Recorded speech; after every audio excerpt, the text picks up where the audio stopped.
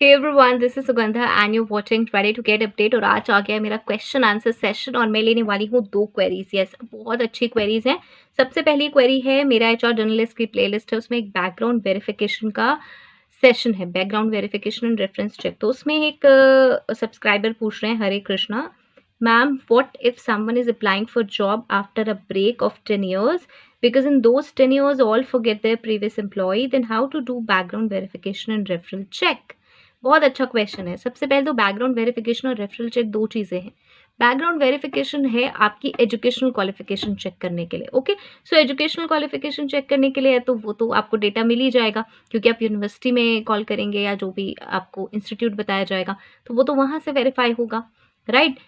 दूसरी चीज़ आती है रेफरल चेक की। तो जो ये 10 years का गैप है ना, इसमें जो है ज़्यादातर पुराना एक्सपीरियंस कंसिडर नहीं किया जाता, बिकॉज ये बात सच है कि वहाँ की डिटेल्स आपको मिलती नहीं है। हम लेते ज़रूर हैं कि भाई वहाँ का कोई रेफरेंस दीजिए, क्योंकि हो सकता है उन 10 years में तो वहाँ पे सिस्टम ही सारा बदल गया हो। आज के टाइम में तो सारा सिस्टम ही बदल गया हो, तो वहाँ कोई गारंटी तो है नहीं कि इस पर्सन को कोई जानता होगा। तो ये बात आपकी सही है। तो यहाँ पे हम नंबर ज़रूर ले लेते हैं कि आप हमें ज़रूर बताइए कि वहाँ आप जब काम करते थे तो किसी का रेफरेंस दीजिए। हो सकता है वो ये कहे, बहुत ज़्यादा ऐसा हुआ है जब लोग छोड़ देते हैं जॉब्स के, मैम वहाँ के तो अब मेरे पास नंबर भी नहीं है, वहाँ तो डॉट नंबर थे, अब वो डॉट है नहीं। ये सारी चीज़ें बहुत कॉमन है, तो हो सकता है वो नंबर ना दें। अदरवाइज रेफरेंस चेक में जो हम करते हैं तब उसके बाद हम किसी भी 2 या 3 पर्सन का, नॉर्मली हम 2 पर्सन का लेते थे, 2 पर्सन का, किसी भी 2 पर्सन का हम नंबर लेते हैं जो आपका रेफरेंस प्रूफ कर सके। यस, वो कोई भी हो सकता है आपके टर्म्स में। हम उनकी डेजिग्नेशन, वो कहाँ काम करते हैं और कितने ऑथेंटिक हैं, वो सारी चीज़ें कैंडिडेट से ही आप पूछेंगे, वो सारी ली जाएंगी। कोई भी 2 पर्सन्स का आप रेफरेंस ले सकते हैं। और ऑब्वियसली आप जब उन्हें कॉल करेंगे तो उनकी भी ड्यूटी बनेगी, तो ऐसा तो है नहीं कि कोई गलत बोल देगा। तो इसलिए कोई और हम ले सकते हैं नंबर। इस केस में किसी का हम लोग रेफरेंसेस ज़रूर लेते थे, प्रीवियस जॉब का भी और जॉब से हटकर भी रेफरेंसेस, राइट।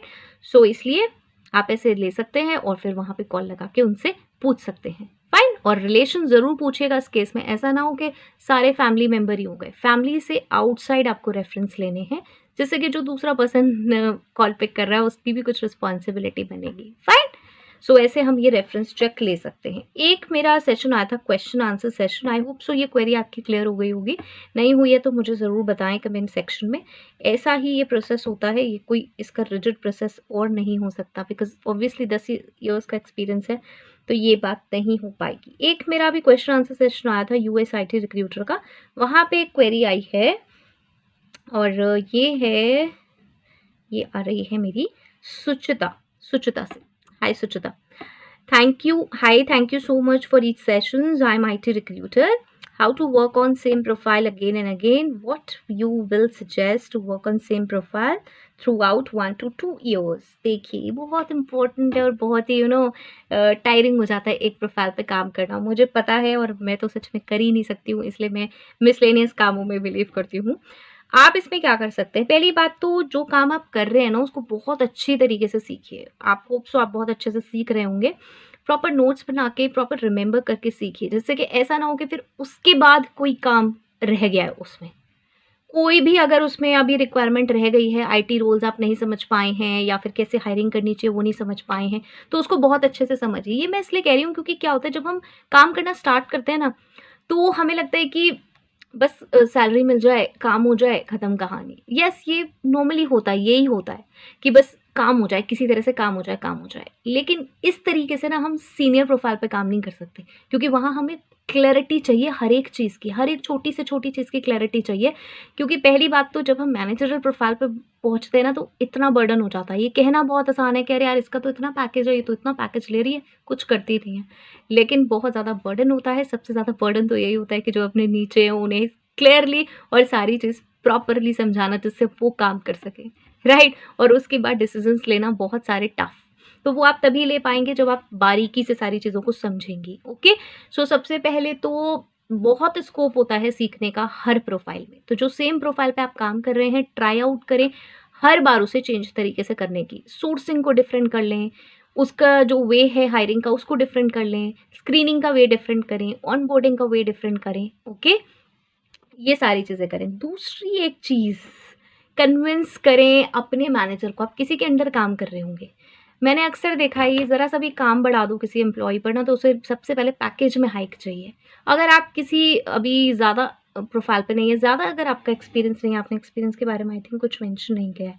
हाँ, ज़्यादा एक्सपीरियंस नहीं है तो मैं हमेशा यही कहूँगी कि go for working beyond your profile. Yes, ask your manager कि वो आपको और भी काम दे, और भी तरीके का काम दे, इससे ऊपर काम दे, इन सेम सैलरी।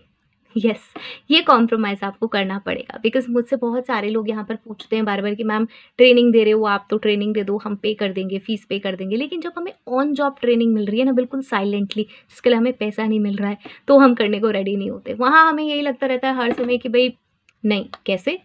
नहीं, कैसे? मैं कैसे काम कर लूँ ज़्यादा? मैं कैसे कर लूँ? वो तो इतना करती है, वो तो इतना करता है, राइट? मैं आपके केस के लिए नहीं कर रही हूँ, मैं जनरल वे में डिस्कस कर रही हूँ। प्लीज़ डोंट थिंक कि मैं आपको टारगेट कर रही हूँ। ये जो मैं क्वेरीज़ लेती हूँ ना, वो उसका पर्पस ये है कि जब मुझे बहुत सारी एक टाइप की क्वेरीज़ आती है, तो वो मैं क्वेरीज़ लेती हूँ। फाइन, तो इसको बिल्कुल भी ये ना समझे कि मैं कोई टारगेट लेके कर रही हूँ। अगर आप ऐसा करती हैं, तो बहुत अच्छी बात है, अच्छे से सीख रही हैं तो इसमें कोई प्रॉब्लम नहीं है। मैं ये बताना चाहती हूँ कि कैजुअल एटीट्यूड होता है, थोड़ा-सा ये हो जाता है कि नहीं, मैं इतना सारा काम क्यों करूँ? तो ये वाला एटीट्यूड अगर आप लोग फ़ॉलो कर रहे हैं, और भी लोग जो मुझे देख रहे हैं, तो उससे आगे उठकर ज़्यादा से ज़्यादा काम माँगिए, ज़्यादा से ज़्यादा काम सीखिए, बहुत सारी चीज़ों में इन्वॉल्व होइए, जिससे कि वो मोनोटोनस चीज़ें हो जाएँगी। मैंने ऐसा ही करा है बहुत समय तक, एक स्टिक प्रोफ़ाइल पे ना रहकर बहुत ज़्यादा अलग-अलग टाइप के काम करे हैं, जिसके लिए मुझे कोई सैलरी नहीं मिल रही थी। येस, और इसी ने मुझे हेल्प आउट किया है बहुत सारी चीज़ें सीखने में। ओके? सो ट्राई आउट करें बहुत ज़्यादा चीज़ें सीखने की। हर बार कुछ ना कुछ इम्प्लीमेंट करते रहें, कुछ ना कुछ न्यू करते रहें। यही आपको इंस्पायर करेगा किसी और प्रोफ़ाइल में जाने के लिए भी। अदरवाइज़ आप ये सोचेंगे कि मेरे को तो बस इतना ही काम आता है, मैं तो बस यही काम जानती हूँ। अगर आप और भी काम साथ में जानते होंगे, तभी आप किसी सीनियर प्रोफ़ाइल पे भी जा पाएँगे। ओके, आई होप सो ये बेनिफिशियल होगा। और मैं जो क्वेश्चन आंसर सेशन ले रही हूँ, नाम भले ही आपका है, लेकिन ऐसी टाइप की बहुत सारी क्वेरीज आती हैं, इसलिए मैं पिक करती हूँ। तो अगर मैं कुछ भी ऐसा कह देती हूँ जो थोड़ा सा आपको लगा मुझे ऐसे कैसे कह दिया, तो प्लीज़ ऐसा, आई एम सॉरी, ऐसा कुछ भी नहीं है। मैं सिर्फ वही क्वेरीज ले रही हूँ जो बहुत ज़्यादा आती हैं। ठीक है, सो चलिए, आई होप सो ये बेनिफिशियल होगा। एंड नेक्स्ट वीडियो तक के लिए all the very best. Stay happy, stay safe, thanks for watching, bye bye.